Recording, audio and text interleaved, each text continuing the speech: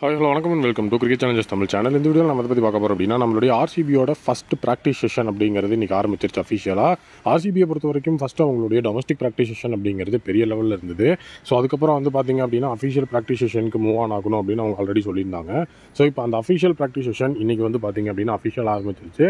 So அவங்க அஃபிஷியலாக வந்து அந்த ப்ராக்டிஸ் செஷன் ஆரம்பிக்கிறதுக்கு முன்னாடி ஸோ அந்த இடத்துல அவங்க நிறைய வேலைகள் பண்ணியிருந்தாங்க. என்ன அப்படின்னா நம்மளோட பேட்டிங் கோச் யார், பவுலிங் கோச் யார், ஹெட் கோச், அது எல்லாத்தையுமே இன்ட்ரடியூஸ் பண்ணிவிட்டு ஸோ அதுக்கப்புறம் தான் பிளேயர்ஸ் வெளியே போயிருந்தாங்க. ஓவர்சீஸ் பிளேயர்ஸோட அரைவல் அப்படிங்கிறதும் எல்லாமே வந்து ரெடியாக வந்ததுனால ரொமாரியோ ஷெஃபர்ட், துஷாராலாம் இன்றைக்கி ப்ராக்டிஸ் செஷனில் பயங்கரமான பர்ஃபார்மன்ஸை கொடுத்துருந்தாங்க. குர்னல் பாண்டியா, ரஜத் படிட்டர், அதுக்கப்புறம் வந்து பார்த்திங்க அப்படின்னா ஜிதேஷ் சர்மா, ரொமாரியோ ஷெஃபர்ட், துஷாரா இவங்க தான் ஹைலைட்டாக இன்றைக்கான ப்ராக்டிஸ் செஷனில் நமக்கு வந்து அவங்க காட்டினாங்க. ஸ்கோர் போர்டோட அந்த ஒரு அப்டேட் வந்துட்டு இன்றைக்கி நான் உங்களுக்கு ஈவினிங் பண்ணுறேன். ஸோ இப்போ ப்ராக்டிஸ் செஷனில் என்ன நடந்துன்னு சொல்லிடுறேன். ப்ராக்டிஸ் செஷனை பொறுத்த வரைக்கும் துஷாரா ஒரு பிரைமரி பேஸ் பவுலர் மாதிரி தான் வந்துட்டு அங்கே வந்து ஈடுபட்டிருந்தார். ஸோ புவியை வந்துட்டு செகண்ட் லைனில் வச்சுருந்தாங்க. ஏன்னா இப்போ ஜாஸ் ஹேசல்வுட்டுக்கு வந்துட்டு இன்ஜுரி அப்படிங்கிறது இருக்கிறதுனால ஸோ அந்த இடத்துல அவங்க பிரைமரியாக ஸோ துஷாராவை வந்து அந்த இடத்துல ட்ரெஸ் பண்ணலாம். ஜாஸ் ஹேசல்வுட் வந்தால் வரட்டும், அவர் எப்போ வராரோ அப்புறம் பார்த்துக்கலாம் அப்படிங்கிற மாதிரி விஷயத்தில் இருக்கிறாங்க. அது கரெக்டான முடிவும் கூட.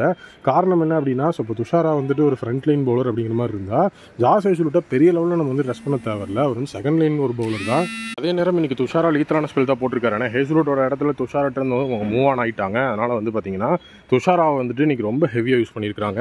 ஃபஸ்ட்டு வந்து பார்த்திங்கன்னா நம்மளுடைய ஜிதேஷ் சர்மா, அதாவது வந்துட்டு நல்ல ஹார்ட் ஹிட்டர்ஸ்க்கு எகென்ஸ்டாக தான் துஷாராவை அவங்க யூஸ் பண்ணியிருக்காங்க. ஜிதேஷ் சர்மா, ரொமாரியோ ஷெஃபர்ட் இவங்கெல்லாம் வந்து பார்த்திங்கன்னா துஷாராவை எப்படி ஃபேஸ் பண்ணுறாங்க அப்படிங்கிறத வச்சு தான் துஷாராவுக்கு நெக்ஸ்ட் ட்ரைனிங் கொடுக்கணும் அப்படிங்கிறது அவங்க பிளானில் இருந்திருக்கு. ஒரு பயங்கரமான விகரஸ் ட்ரைனிங் அப்படிங்கிறது போயிருக்கு. துஷாரா ஒரு அருமையான பெர்ஃபார்மன்ஸை கொடுத்துருக்காரு அப்படின்னு தான் சொல்லணும். ஸோ துஷாரா வந்துட்டு எம்ஐயில் வந்து ஒரு பிரைமரி பவுலராக இருந்தார், பேசராக இருந்தார். ஸோ ஹேசல்வுட்டை எடுத்துகிட்டு துஷாரா எடுக்கும்போது துஷாராவெல்லாம் எப்படி அவங்க யூஸ் பண்ண போகிறாங்கன்னு நம்ம நினச்சோம். பட் ஆனால் ஹேசல்வுட்டோட இடத்துல வந்து இன்ஜுரி அப்படிங்கிற விஷயம் வந்துட்டதுனால துஷாரா மறுபடியும் இங்கே ஆர்சிபிக்கும் ஒரு பிரைமரி பவுலராகவே மாறுறது உண்மையாகவே ஒரு நல்ல விஷயமா இருக்குது. ஸோ அதே நேரம் அடுத்த ஒரு விஷயம்னா ஜிதேஷ் சர்மாவை பொறுத்த வரைக்கும் 3 ஸ்டேஜஸ் ஆஃப் ப்ராக்டிஸ் அப்படிங்கிறது கொடுத்துருந்தாங்க. ஃபஸ்ட்டு வந்துட்டு கிளியர் த்ரோப்ஸ், அதாவது வந்து பவுண்டரி அடிக்கணும், 6 அடிக்கணும், அதுக்கப்புறம் சிங்கிள் டபுள் அப்படின்னு சொல்லி ஸ்ட்ரைக் ரொட்டேஷன் அப்படிங்கிறத சொல்லியிருந்தாங்க. ஸோ பவுண்டரி சிக்ஸர் அப்படிங்கிறத வந்துட்டு ரொம்ப ஈஸியாக வந்துட்டு அவர் கோப்பப் பண்ணிட்டாரு. ஏன்னா அவர் ஒரு நல்ல ஒரு டெசிக்னேட்டட் ஃபினிஷர், அவருக்கு அது வந்து ஒரு பெரிய விஷயமே கிடையாது.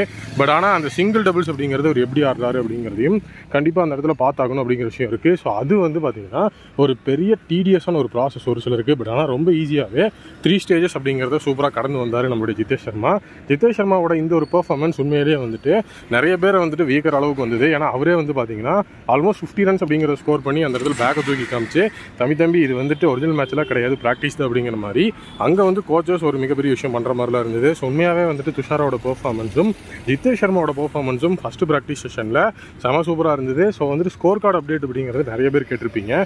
ஸ்கோர் கார்டு அப்டேட்டை வந்துட்டு அவங்க இந்த ஒரு விஷயத்தில் சொல்லலை.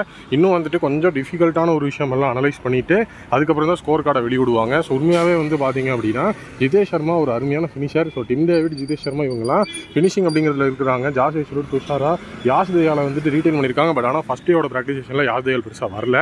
எப்படி எல்லாம் போகுது அப்படிங்கிறத பார்க்குறேன். நான் வெயிட்டிங்கில் இருக்கேன். உங்களுடைய ஒப்பீனியனில் பேசர்ஸ் அப்படின்னு வரும்போது பிளேயிங் கிரவுண்டில் நீங்கள் யாரை ஆடுவீங்க அப்படிங்கிறத கமெண்ட்டில் சொல்லுங்கள். மீண்டும் ஒரு புதிய வீடியோ மீட் பண்ணுறேன். Thank you, take care and bye bye.